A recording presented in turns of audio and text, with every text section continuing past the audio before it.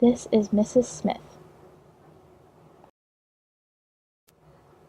Mrs. Smith teaches ninth grade English at a public high school in Iowa.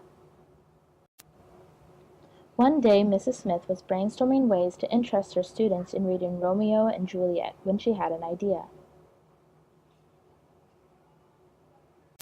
After proposing her idea to a colleague, however, Mrs. Smith was informed that showing the movie and charging admission would be a copyright infringement.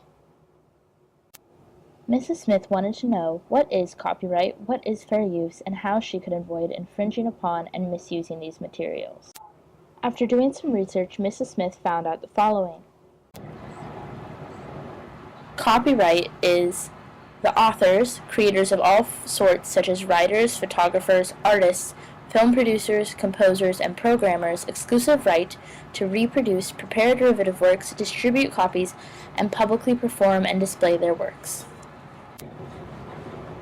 Fair use is an exception to the exclusive protection of copyright under American law.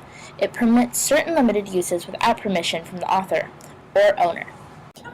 Mrs. Smith now knew that her original idea to charge admission would not work. This is because under fair use guidelines, teachers need permission if the intent of use is for commercial purposes. To claim fair use, she has to make the film free, acquire a legitimate copy, and use it for educational purposes.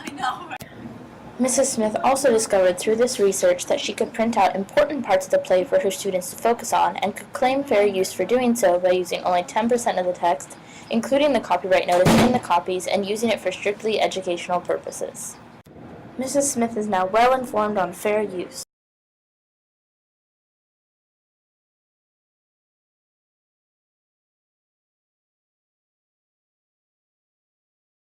Created using Powtoon.